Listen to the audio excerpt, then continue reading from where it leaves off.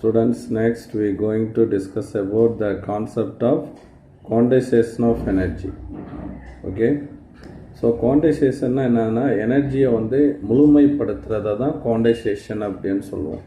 First failures of classical wave theory அப்படிங்கிறத பார்ப்போம். இப்போ மேக்ஸ்வெல்லுடைய தியரி நம்ம யூனிட் 5ல் நம்ம படிச்சிருக்கோம். ஸோ அதில் என்ன சொல்லியிருக்கோம் அப்படின்னா, light is an electromagnetic wave. Electromagnetic வேவ்னால் அதில் என்னென்ன இருக்கும், எலக்ட்ரிக் அண்டு மேக்னெட்டிக் ஃபீல்டு எப்படி இருக்கும், பர்பண்டிகுலராக இருக்கும். Electric and magnetic field vectors are perpendicular. ஓகேவா?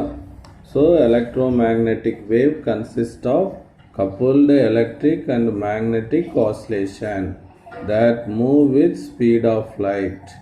So on the electromagnetic wave light oda speed 3 into 10 power 8 meter per second வேகத்தில் போயிட்டு இருக்கும் and exhibit typical wave behavior அப்படின்னு சொல்றோம். இப்போ let us try to explain the experimental observation of photoelectric effect using wave picture of light. அப்போ இந்த wave theory படி நம்ம எதை எக்ஸ்பிளைன் பண்ண போகிறோம், ஃபோட்டோ எலக்ட்ரிக் எஃபெக்டை எக்ஸ்பிளைன் பண்ண போகிறோம். அப்போ when light is incident on the metal surface, light metal சர்ஃபேஸில் படும்போது என்னாகும் அப்படின்னா, there is a continuous supply of energy out to the electron in the metal surface. Metal surface உள்ள எலக்ட்ரானுக்கு அது கண்டினியூஸாக எனர்ஜியை சப்ளை பண்ணும். According to wave theory, light of greater intensity should impart greater kinetic energy to the liberated electrons அப்படின்னு சொல்கிறாங்க. So wave theory படி என்ன சொல்கிறாங்க அப்படின்னு கேட்டோன்னா, கிரேட்டர் இன்டென்சிட்டினா என்னன்னு சொல்லியிருக்கோம், பிரைட்னஸ் அப்படின்னு சொல்லியிருக்கோம். So according to wave theory, light of greater இன்டென்சிட்டினா பிரைட்னஸ். அப்போ light of greater intensity should impart greater kinetic energy to the liberated electron அப்படின்னு சொல்லியிருக்கான். இதை பற்றி இப்போ நம்ம எக்ஸ்பிளைன் பண்ணலாம். இந்த வேவ் தியரினா என்னன்னு சொல்லிடுறேன். இப்போ ஒரு சோர்ஸ் ஆஃப் லைட் எடுத்துக்கிறோம். Sun is the source of light தான். ஓகே, அதுலேருந்து அந்த வேவ் எமிட் ஆகுறது, லைட் எப்படி எமிட் ஆகும்னா, is in the form of wave, கண்டினியூஸாக எமிட் ஆகும். ஓகே, இதுதான் வேவ் தியரி. அப்போ when the light radiation or electromagnetic radiation fall on the metal surface அப்படின்னா, it gives the continuous supply of energy. அப்போ இந்த metal surface உள்ள எலக்ட்ரானுக்கு கண்டினியூஸாக அது என்ன பண்ணிக்கிட்டே இருக்கும்னா, எனர்ஜியை அது ப்ரொவைட் பண்ணிக்கிட்டே இருக்கும். அப்போ சர்டைன் இன்டென்சிட்டி உள்ள ரேடியேஷன் படும்போது அதிலிருந்து என்ன வெளியே வரும் அப்படின்னு சொல்கிறான், எலக்ட்ரான் வெளியே வரும் அப்படின்னு. லைட் ஆஃப் கிரேட்டர் இன்டென்சிட்டி, அதிகமான பிரைட்னஸ் உள்ள லைட் இம்பார்ட் ஆகும்போது kinetic energy, greater kinetic energy to the liberated electrons. Electrons என்ன ஆகும் அப்படின்னா வெளியேறும் அப்படின்னு சொல்கிறான். ரைட். அப்போ இங்கே சம் கிரேட்டர் இன்டென்சிட்டினா பிரைட்னஸ் அப்படின்னு அர்த்தம். அது படும்போது இதிலிருந்து என்ன எமிட் ஆகும் அப்படின்னு கேட்டோன்னா, எலக்ட்ரான்ஸ் எமிட் ஆகும். கிரேட்டர் கைனட்டிக் எனர்ஜி உள்ள எலக்ட்ரான்ஸ் ஆர் எமிட்டட் அப்படின்னு சொல்லலாம். ஓகேவா? ஸோ இந்த இன்டென்சிட்டிக்கு ஒரு டெஃபினிஷன் சொல்கிறான். Intensity I equal to energy, இந்த லைட் எனர்ஜி படுது இல்லையா, light energy per unit area per unit time, that is defined as intensity அப்படின்னு சொல்லுவோம். ஸோ அதை பாருங்க, இங்கே சொல்லியிருக்காங்களா, intensity of light is energy delivered per unit area per unit time. அப்போ அந்த கிரேட்டர் இன்டென்சிட்டி உள்ள லைட் படும்போது மெட்டல் சர்ஃபேஸ்லேருந்து கிரேட்டர் கைனட்டிக் எனர்ஜி உள்ள எலக்ட்ரான்ஸ் எமிட் ஆகும் அப்படின்னு சொல்கிறாங்க.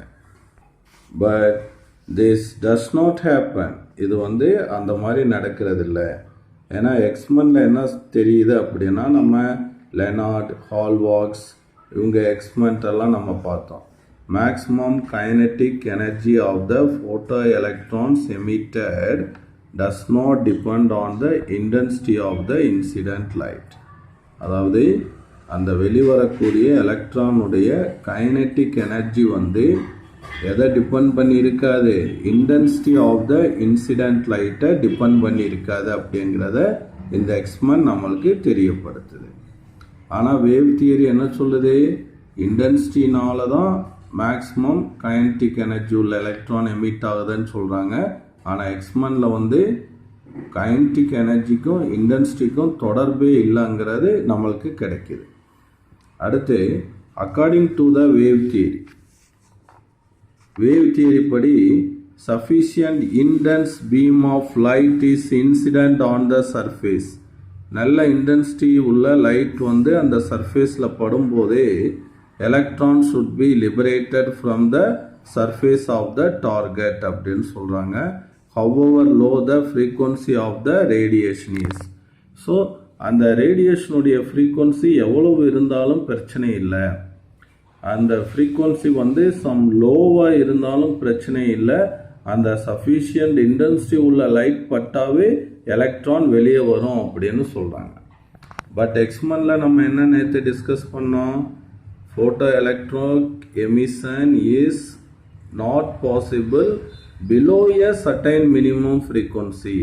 அதை தான் நம்ம என்னன்னு சொன்னோம், த்ரெஷோல்டு ஃப்ரீக்குவன்சின்னு சொன்னோம். அப்போ அந்த படக்கூடிய ரேடியேஷனுடைய ஃப்ரீக்குவன்சி சர்டைன் மினிமம் ரேஞ்சுக்கு கீழே போயிருச்சுன்னா அதிலிருந்து என்ன வெளிவராது, எலக்ட்ரான் வெளிவராது. அப்போ வேவ் தியரியில் அந்த மாதிரி அந்த மினிமம் ஃப்ரீக்குவன்சியை எதுவுமே டிஃபைன் பண்ணலை. அதனால் the wave theory fails to explain the existence of threshold frequency அப்படின்னு சொல்கிறாங்க. இப்போ அடுத்த பாயிண்ட் பாருங்கள், the energy of light is spread across the entire wavefront. இப்போ அந்த வேவ் தியரியில் அந்த அலை முழுவதும் என்னாகும் அப்படின்னா எனர்ஜி வந்து பரவி காணப்படும். அப்போ the electron will receive energy from it or large in number. So the electrons அந்த சர்ஃபேஸில் இருக்கிற எலக்ட்ரான்ஸ் எல்லாம் என்ன பண்ணோம் அப்படின்னா அந்த வேவ் ஸ்ப்ரெட் வேவ் ஃப்ரண்ட் வந்து படும்போது அதிலிருந்து எனர்ஜி வந்து ஃபுல்லாக வாங்கிக்கிறோம். அப்போ each electron need considerable amount of time to get energy sufficient to overcome the work function and get liberated from the surface. So இது என்ன சொல்கிறாங்கங்கிறத இப்போ ப்ரீஃபாக நம்ம பார்க்கலாம். ஸோ இப்போ வந்து இந்த மெட்டல் சர்ஃபேஸ் மேலே என்ன படுது, லைட் வந்து படுது. So light is the broad space of waves. அப்போ அதில் வந்து எனர்ஜி வந்து என்ன ஆகும் அப்படின்னு கேட்டோன்னா ஹோலாக டிஸ்ட்ரிபியூட் ஆகிருக்கு. It is the electromagnetic wave. ஓகேவா? அப்போ light wave fall on the metal surface, it focus on the large area of the metal. அந்த மெட்டலுடைய லார்ஜ் ஏரியாவில் வந்து படும்போது அந்த ஏரியாவில் இருக்கக்கூடிய all the electrons receives energy from this wave front. அப்போ அங்குள்ள எலக்ட்ரான்ஸ் எல்லாம் என்ன பண்ணோம் அப்படின்னா எனர்ஜியை ரிசீவ் பண்ணிக்கிட்டே இருக்கும். அப்போ எனர்ஜி வந்து ப்ராடாக வைடாக டிஸ்ட்ரிபியூட் ஆகிருக்கிறதுனால each electron need some time to receive energy from this wave. அப்போ ஒவ்வொரு எலக்ட்ரானும் தனக்கு தேவையான எனர்ஜியை வாங்குறதுக்கு சம் டைம் எடுக்கும் அப்படின்னு சொல்கிறான். அப்போ அந்த டைம் எடுத்துட்டு அந்த ஹோல் எனர்ஜியை அந்த எலக்ட்ரான் ரிசீவ் பண்ண பிறகு தான் it over come the surface barrier. That is அந்த ஒர்க் ஃபங்க்ஷனை தாண்டி அந்த எலக்ட்ரான் என்ன பண்ணும் அப்படின்னா வெளியே வரும். அப்போ இந்த வேவ் கிட்டேருந்து அது சஃபிஷியன்ட் அமௌண்ட் ஆஃப் எனர்ஜியை ரிசீவ் பண்ணுறதுக்கு it needs a few hours. அப்போ ரேடியேஷன் பட்டு few hours கழிச்சு தான் எலக்ட்ரான் வெளியே வரும். ஆனால் பட் எக்ஸ்பெரிமெண்ட் என்ன சொல்லுது அப்படின்னா photo electric effect is almost instantaneous process. Light பட்டு எலக்ட்ரான் வெளியே வர்றதுக்கு டைம் கேப்பே ஆகாது அப்படின்னு சொல்லியிருக்கோம். So experiment so that photoelectric emission is almost instantaneous process. Instantaneous processனா உடனடியாக நடக்கக்கூடிய process அப்படின்னு சொல்லுவோம். The time lag வந்து லைட் பட்டு அதிலிருந்து எலக்ட்ரான் வெளியேறதுக்கு எவ்வளோ டைம் கேப் போதும், 10⁻⁻⁹ செகண்ட் போதும் அப்படின்னு சொல்கிறோம். which could not explained by the wave theory. அதையும் இந்த wave theory வந்து எக்ஸ்பிளைன் பண்ண முடியலை. Thus, the experimental observation of photoelectric emission could not explain on the basis of wave theory. Photoelectric emission பற்றின எக்ஸ்பெரிமெண்டல் அப்சர்வேஷனை வேவ் தியரியை base பண்ணி நம்மளால் என்ன பண்ண முடியலை, எக்ஸ்பிளைன் பண்ண முடியலை.